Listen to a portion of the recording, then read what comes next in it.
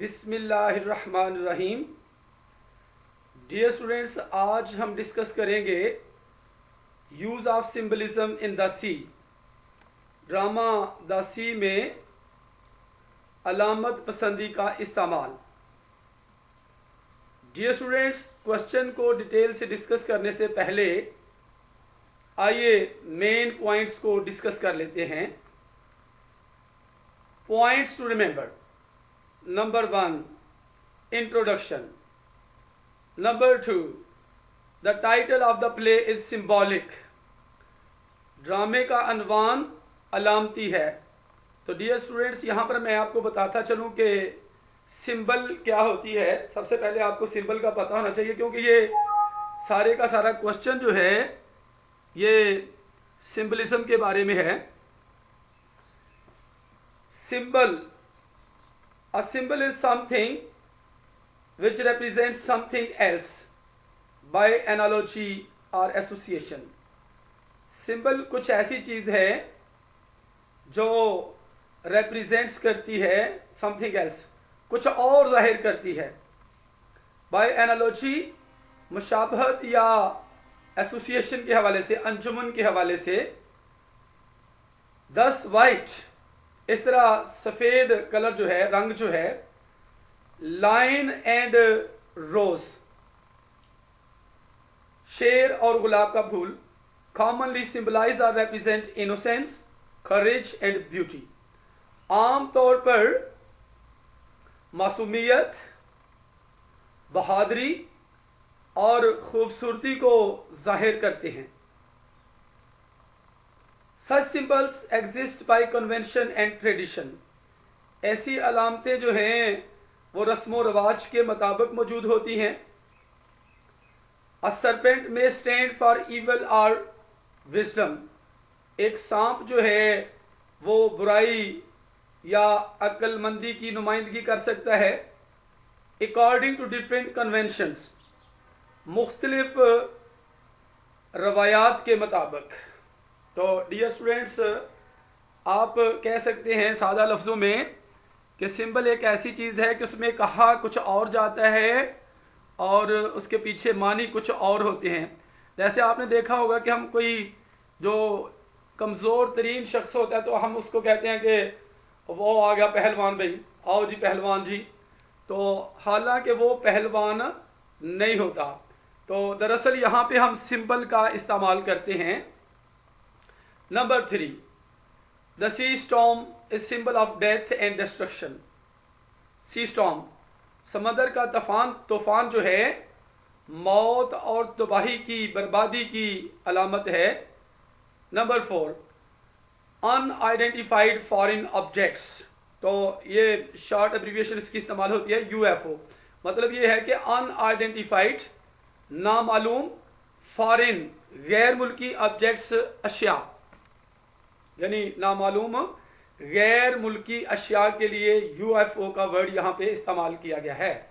Number 5, the play within play, ड्रामे के अंदर drama. Number 6, the door bell of Hatch's shop, Hatch की दुकान की दरवाजे की घंटी। Number 7, characters are also symbolic, किरदार भी अलामती हैं। नंबर 8, कंक्लूजन, अंजाम या इख्तिताम। डियर स्टूडेंट्स, आइए अब क्वेश्चन को डिटेल से डिस्कस करते हैं। Use of symbolism in the sea. Drama sea में अलामत पसंदी का इस्तेमाल। The sea by Edward Bond is replete with symbols. Drama sea जो है, जो कि एडवर्ड बॉन्ड ने लिखा है, अलामतों से भरा पड़ा है। Like all other modern writers, तमाम दूसरे जदीद मुसन्नफ़ीन की तरह, लखारियों की तरह, Bond also has used this technique of symbolism marvellously. तो बॉन्ड ने भी अलामत पसंदी की इस तकनीक को शानदार अंदाज में इस्तेमाल किया है। He has manifested many symbols in the play, उसने ड्रामे में बहुत सी अलामतों को जाहिर किया है. Most of the modern writers are profound in their thinking.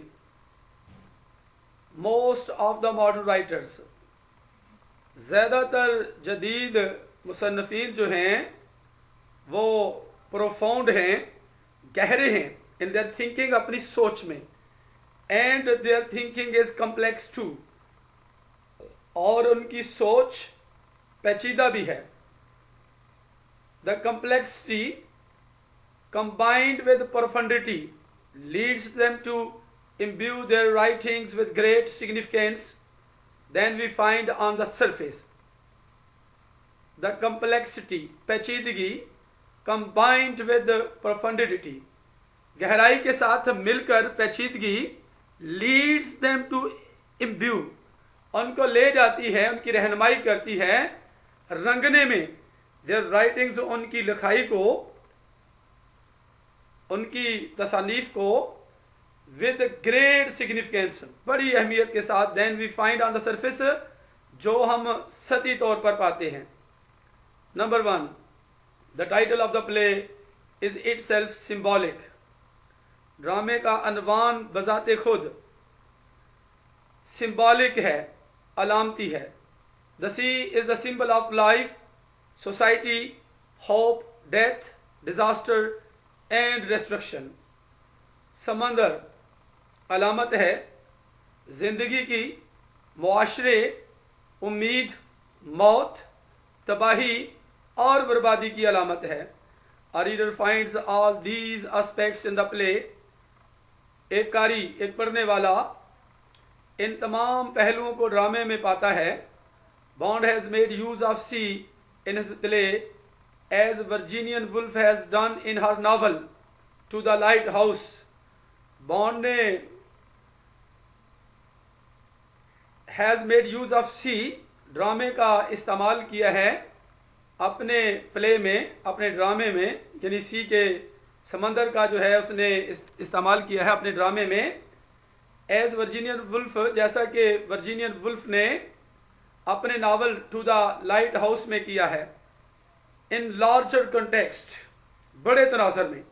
Life itself is very much like the सी.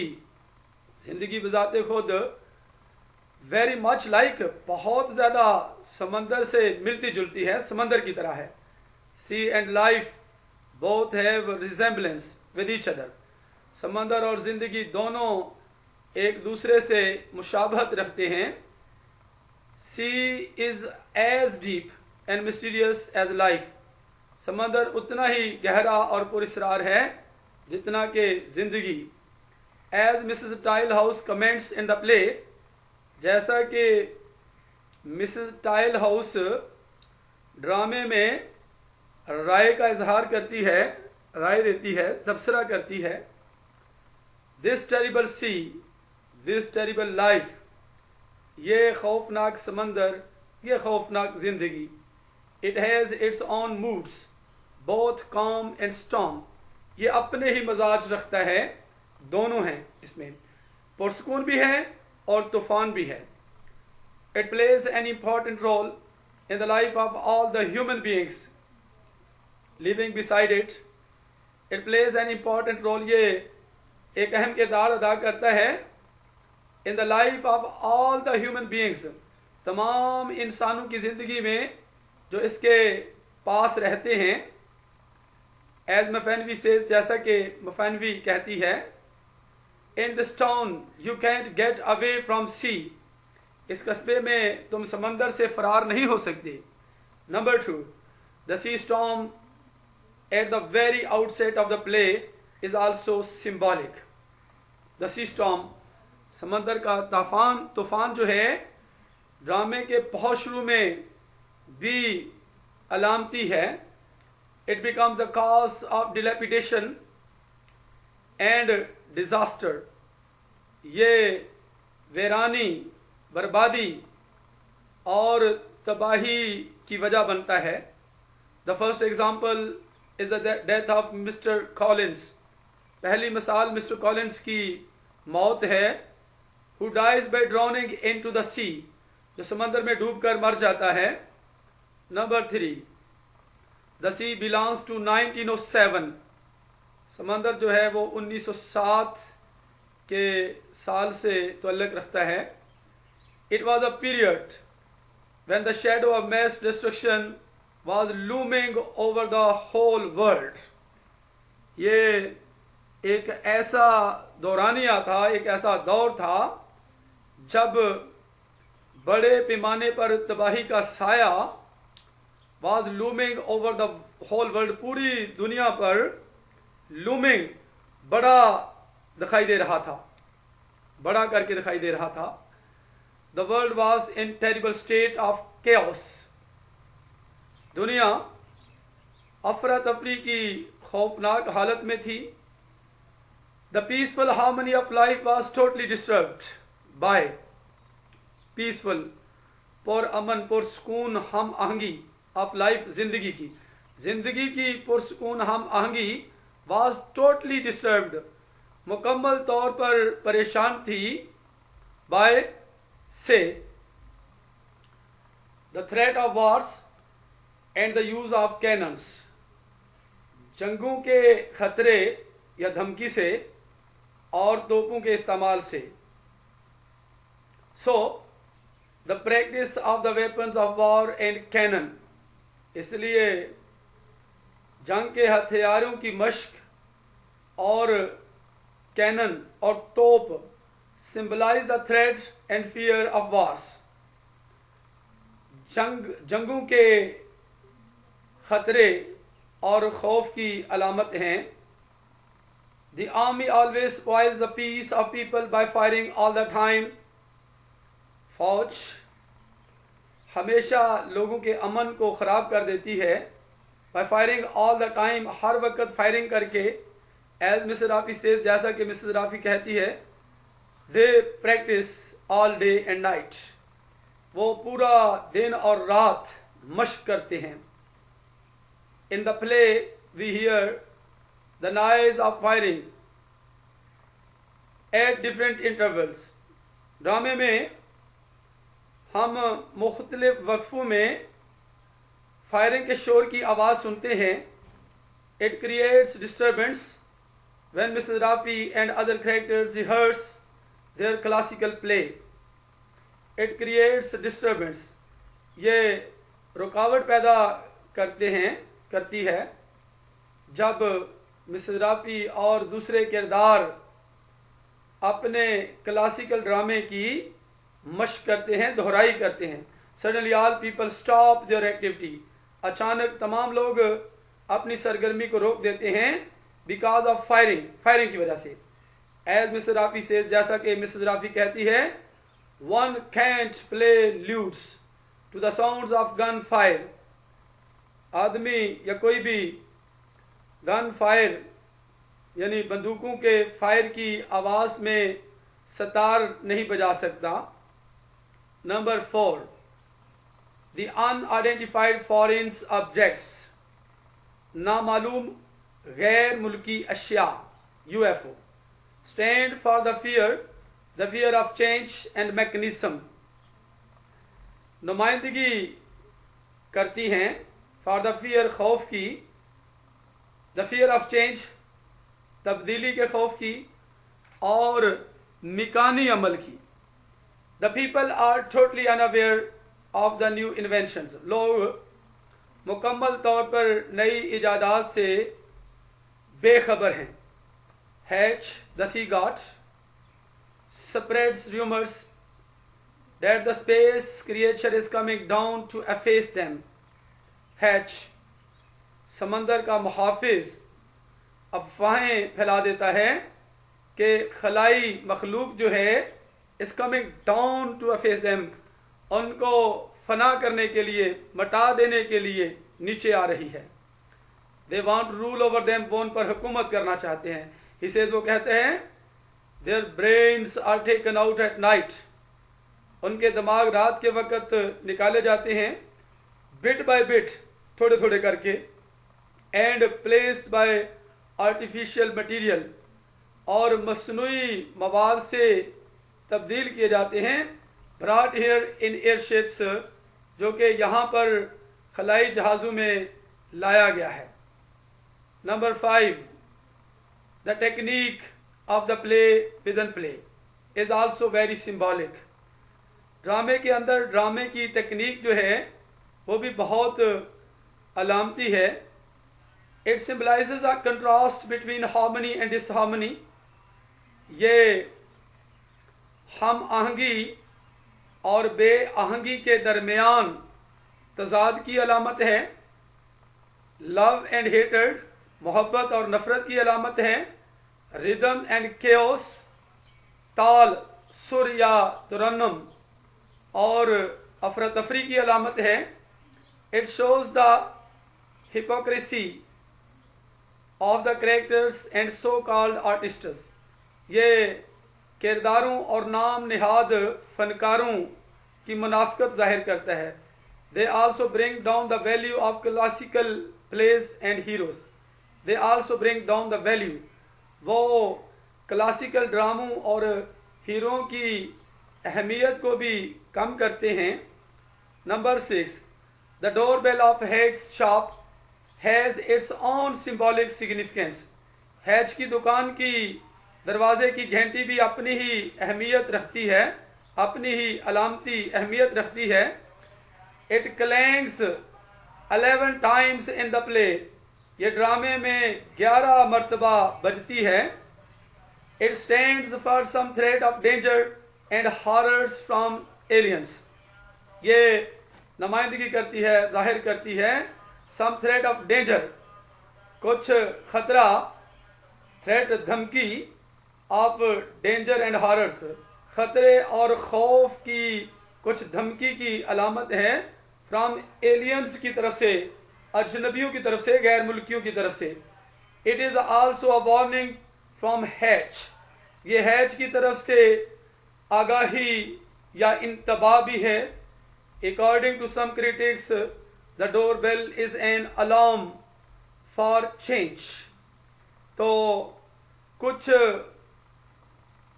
तनकीद निगारों की तरफ से दरवाज़े की घंटी जो है वो एक अलार्म है, एक इंतबाह है, आगाही है फॉर चेंज, तब्दीली के लिए. Number 7, the purchase of curtains symbolize the hollow standards. पर्दों का ख़रीदना जो है वो अलामत है द हॉलो स्टैंडर्ड्स, खोखले मेयारात की अलामत हैं. They reveal nothingness and the hollowness of the modern people and society. वो जाहिर करते हैं नथिंगनेस, किसी चीज़ का ना होना, और खोखलेपन को, of the modern people and society, जदीद लोगों और मुआशरे के पास कुछ ना होना और खोखलेपन को जाहिर करते हैं. Curtains are associated with Mrs Rafi. पर्दे जो हैं वो मुंसलिक हैं मिसेस राफ़ी के साथ. And she is the embodiment of emptiness and hollow morality. और वो दी एम्बॉडीमेंट, अमली इजहार है एम्प्टीनेस का, खालीपन का, और हॉलो मोरालिटी का, और खोखली इखलाकियात का अमली इजहार है. Number 8, the sea guards, sentry and constable show anarchy and dutylessness. समंदर के मुहाफिज, पहरेदार और सिपाही इंतशार और फ़र्ज़ की अदायगी ना करने को जाहिर करते हैं, अपनी ड्यूटी सही तरीके से सरअंजाम ना देने को जाहिर करते हैं. It is Hatch's dishonesty towards his work that he does not try to save Colin. ये हैच की बेईमानी है, बददयानती है अपने काम की तरफ के वो कॉलिन को बचाने की कोशिश नहीं करता है. The society is the victim of lawlessness, dishonesty and injustice. मुआशरा लाकानूनियत, बददयानती और ना इंसाफ़ी का शिकार है। Mrs Rafi says, Mrs Rafi कहती है, I will go and alert the town constable as it's only midday. मैं जाऊंगी और कस्बे के सिपाही को होशियार करूंगी। As it's only midday, क्योंकि अभी तो दोपहर है। I suppose he still in bed, मेरा ख्याल है कि वो अभी तक बेड पर है। I hardly know if I dare approach a representative of the law, मैं बमुश्किल जानती हूँ कि क्या मैं कानून के नुमाइंदे के करीब आने की हिम्मत कर सकती हूँ। Number 9, the turning of the boat of Willy and Colin's symbolizes ruin and devastation. Willy और कॉलिंस की कश्ती का पलट जाना तबाही और बर्बादी की अलामत है। Bond has presented the picture of chaos through the bottom of the boat. Bond ने प्रेजेंटेड पेश किया है पिक्चर को, अफरा तफरी की तस्वीर को पेश किया है through the bottom of the boat, कश्ती के बॉटम के साथ, निचले हिस्से या पैंदे के साथ। एज विली सेज, जैसा कि विली कहते हैं, इट लुक्ड वेरी अगली, ये बहुत बदसूरत दिखाई देता था। Number 10, the shares symbolize revenge and disintegration of the things। कैंची, ये बड़ी कैंची होती है 2 फालों वाली काटने के लिए। तो बड़ी कैंची जो है वो बदले की, इंतकाम की अलामत है और ख़ात्मे की, ऑफ द थिंग्स, और चीज़ों के ख़ात्मे की अलामत है। Hatch's scissors has been used here to reveal the intention of Hatch's personal revenge and grudge। Hatch की कैंची जो है वो यहाँ पर इस्तेमाल की गई है to reveal the intention of Hatch's personal revenge and grudge।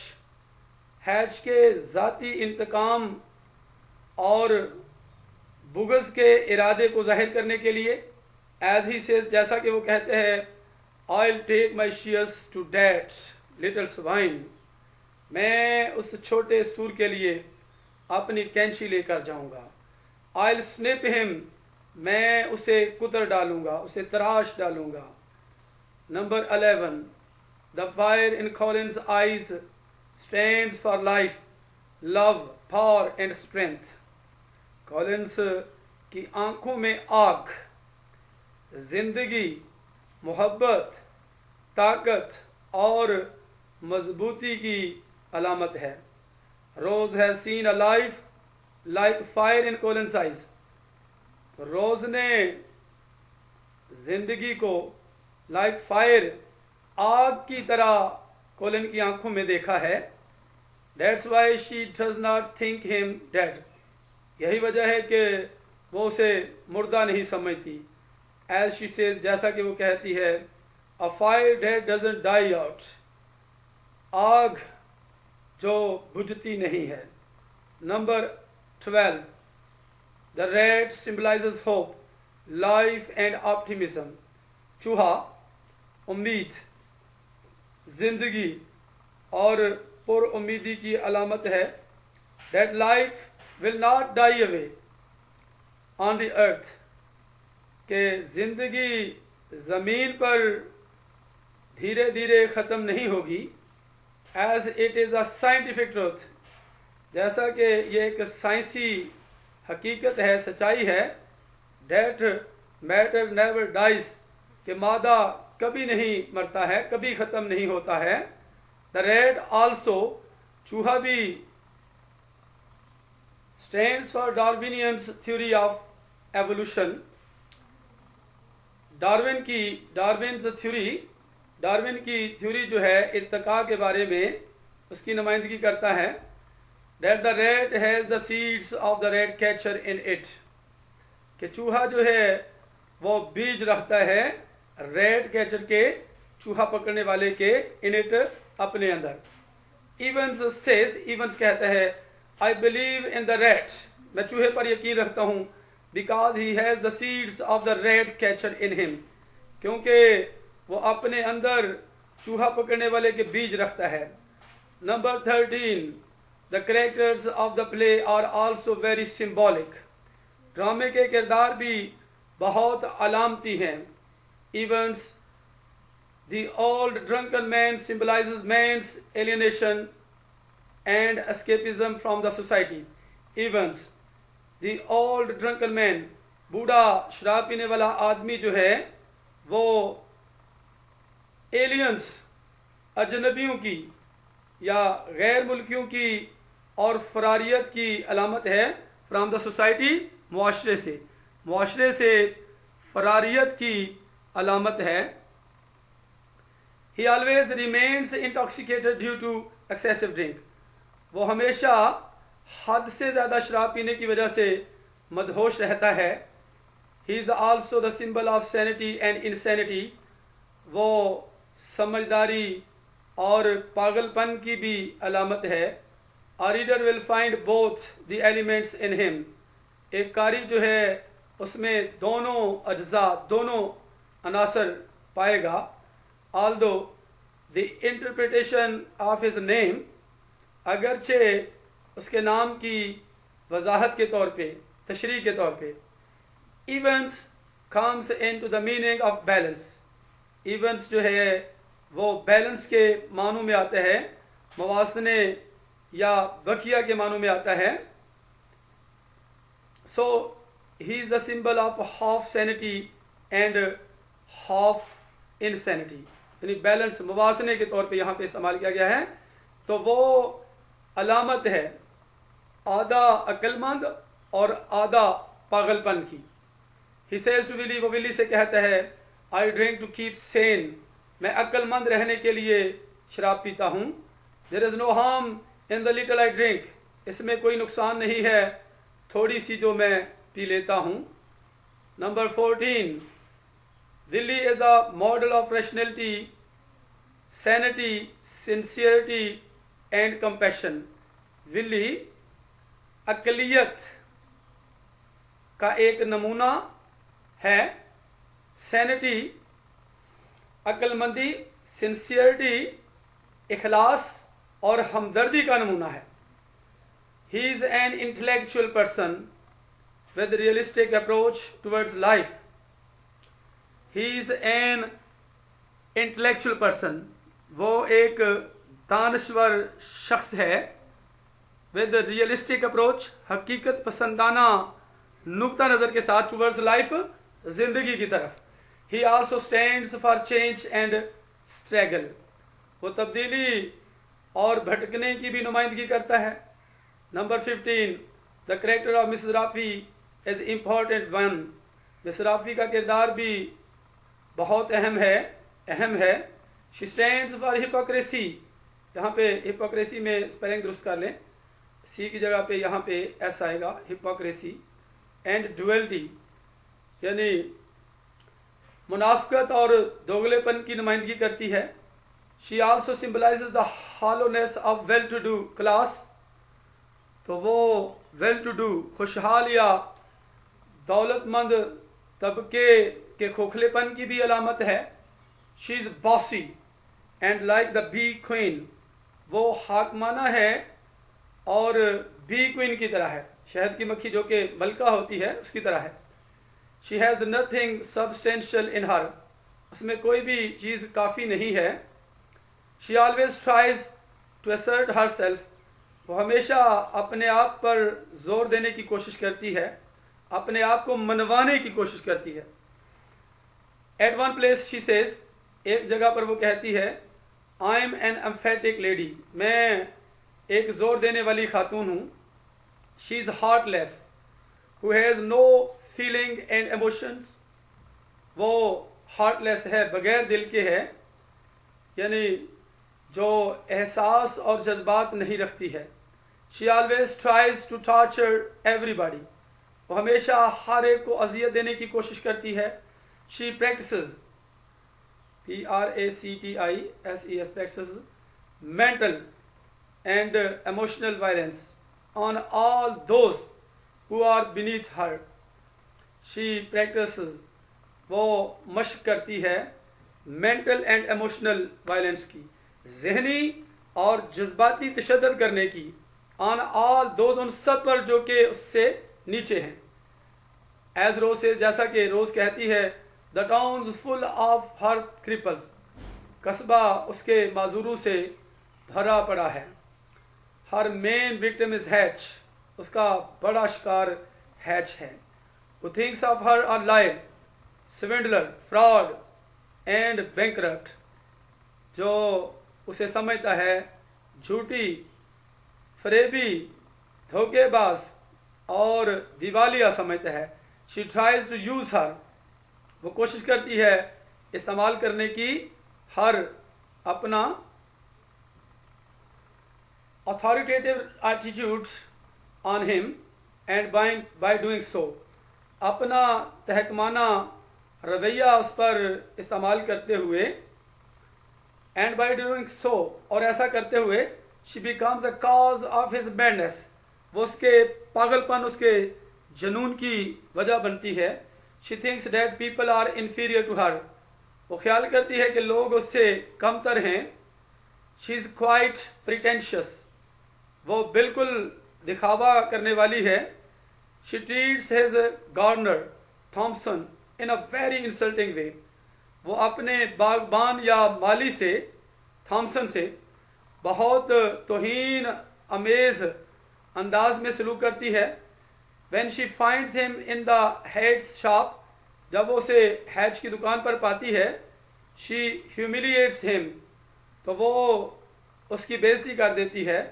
she always tries to exploit every situation in her favor, वो हमेशा कोशिश करती है to exploit every situation, हर सूरत हाल का इस्तेहसाल करने की, in her favor, अपनी हमायत में. फॉर एग्जाम्पल, मिसाल के तौर पर, she decides to make Colin's burial wonderful, वो कॉलिन की तदफीन को हैरान कुन बनाने का फैसला करती है.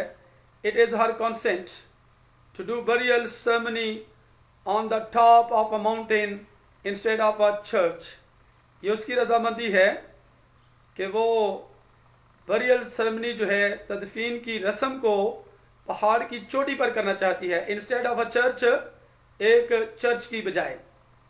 Number 16, Mrs Tilehouse stands for hypocrisy and false morality. Mrs Tilehouse मुनाफकत और झूठी इखलाकियात की नुमाइंदगी करती है.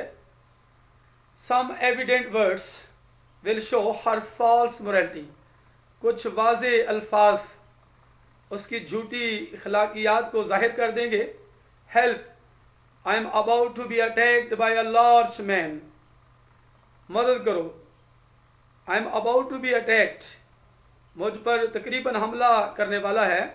बाय अ लार्ज मैन, एक बड़ा आदमी, एक बड़े आदमी की तरफ से मुझ पर हमला होने वाला है. अनदर एग्जाम्पल आल्सो मैनिफेस्ट्स हर मॉरल करप्शन, एक और मिसाल भी उसकी अखलाकी बदअनवानी को जाहिर करती है. थैंक यू कार्टर, कार्टर आपका शुक्रिया. I don't think I could walk there unassisted, मेरा ख्याल नहीं है, मैं नहीं समझती कि मैं वहाँ पर अनअसिस्टेड, बगैर मुआवनत के चल सकती थी. अनअसिस्टेड, बगैर तआवन के, बगैर मदद के चल सकती थी. I shall require your arm, मुझे तुम्हारे बाजू की ज़रूरत होगी. In the less public place पर, ऐसी जगह पर जहाँ पर कम लोग हों. Number 17, Collins symbolises talent, merit, love, compassion and nobility. Collins अलामत है टैलेंट की, काबिलियत या जहानत की. मेरिट खूबी या वसफ़ की. लव मोहब्बत, कंपैशन हमदर्दी, एंड नोबिलिटी और शराफत की अलामत है. He dies by drowning into the sea, वो समंदर में डूब कर मर जाता है. He is the only good man in the whole town, वो पूरे कस्बे में सिर्फ एक ही अच्छा आदमी है. He never shows any rigidity and rashness in his attitude. वो कभी भी अपने रवैये में सख्ती और जल्दी जाहिर नहीं करता है. He was a symbol of peace. वो peace, अमन की अलामत था. His battery commander says about him. उसका बैटरी कमांडर उसके बारे में कहता है, Yes, Mr. Bentham was a good man, padre. Mr. Bentham एक अच्छा आदमी था, पादरी. He goes before the Almighty with a clean record. वो कादरे मुतलक के पास गया है एक साफ रिकॉर्ड के साथ. He is destined for high rank. उसका मुकद्दर आला दर्जा है. Among the heavenly hosts, यानी आसमानी या जन्नत के मेज़बानों के दरमियान. The death of Colin symbolizes the death of heroism. Collins की मौत बहादुरी की मौत की अलामत है. It means intellect, ability and innocence are. इसका मतलब है अक्ल, काबिलियत और मासूमियत हैं. No more protected in society, as Colin was the emblem of these qualities. मुआशरे में ज़्यादा महफूज नहीं हैं जैसा कि कॉलिन इन खूबियों की अलामत था. The pulling of the jersey of Colin symbolizes a struggle to live in chaotic world. Colin का जर्सी को खींचना, उतारना इन chaotic world यानी अफरा तफरी या दरहम बरहम दुनिया में रहने के लिए एक जदोजहद की अलामत है. It reveals that hero was still struggling against death. ये जाहिर करता है कि हीरो अभी तक मौत के खिलाफ जदोजहद कर रहा था. In the seventh scene, the scattering of ashes of Colin's dead body also has at the top of mountain. सातवें सीन में, मंजर में, the scattering of ashes of Colin's dead body, Colin की लाश या मुर्दा जिस्म की राख को बखेरना, मुंतशिर करना, also has at the top of mountain, पहाड़ की चोटी पर भी रखता है. Its symbolic significance that the talented man is not honored and respected in the society. ये symbolic significance है, इसकी अलामती अहमियत है कि बासलाहियत काबिल आदमी के लिए इस मुआशरे में इज़्ज़त और एहतराम नहीं है. And later his dead body was butchered by Hatch. और बाद में उसके मुर्दा जिस्म के हैच ने टुकड़े टुकड़े कर दिए थे. He says in the mood of frenzy, वो पागलपन या जनून के मजाज में कहता है, kill it, kill it, kill it, इसे मारो, इसे मारो, इसे मारो. Number 18, rose is the symbol of hope, a compassion and innocence. Rose is the symbol of hope. अलामत है उम्मीद की, हमदर्दी की और मासूमियत की. As her name is the symbol of love, क्योंकि उसका नाम मोहब्बत की अलामत है. She is away from vanity, hypocrisy and carelessness. वो गरूर से, मुनाफकत से और संग दिली से बहुत दूर है. Number 19, Hatch symbolizes insanity and irrationality. Hatch पागलपन और गैर माकूलियत की अलामत है. We find him in a state of mind in the whole play. हम उसे पूरे ड्रामे में एक जहनी हालत में उसे पाते हैं. He spreads jealousy, hatred and conspiracy among the people of the town.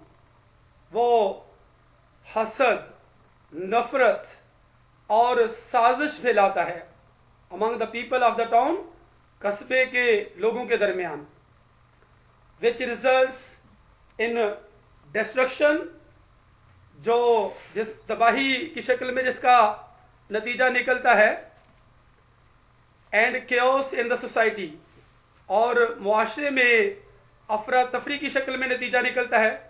He shows himself as a bold and intelligent person, वो खुद को एक बहादुर, दलेर और जहीन आदमी जाहिर करता है, but in reality he has been proved as a coward and non sensible, लेकिन हकीकत में वो बुज़दिल और गैर समझदार साबित हुआ है।